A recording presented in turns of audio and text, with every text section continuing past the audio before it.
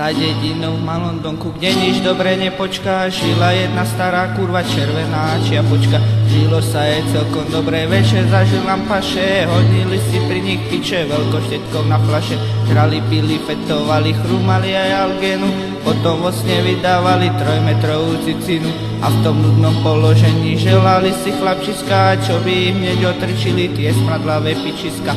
Nikto však tým neprichádzal, iba vietor z komína, občasova zahúkala, potom prišla novina.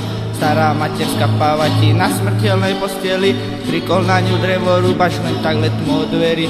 Dobre tak vraví stará, nech jej skape babička, veď červená čiapočka je jediná dedička. Zase budú prachy na chlast, drogy, cigara, nech tú kurvu nakazenú čersko kotom rozpára. Nabalila mamka košík pre červenú čiapočku, má tam dobrú medicínku, mrkla na ňu po očku. Má tam vapno, sodu, arzem, leté piče, zonta 3, prehodí si hore piču, nenarata, raz, dva, tri.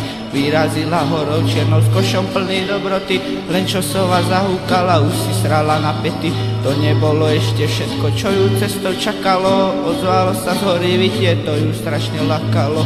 Bol to vlčko mrduchtivý, stará mrcina, prezývaný v celej hore veľká cicina. Nebolo mu práve dobre, nemal dobrú náladu, vajčiska mal naježené ako kodaš po bradu.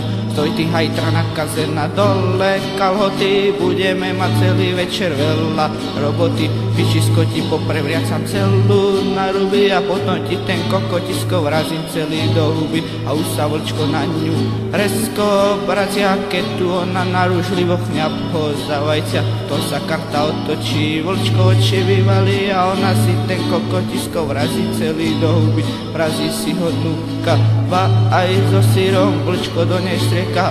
Gajac gejzírom, umrdám ťa vlčko, takto naň ho volala, zostane tu z teba iba suchá mŕtvola. Vajec má už iba šupu a z kokota opratý, nedožil sa chudák rána, leží si tam skapatý.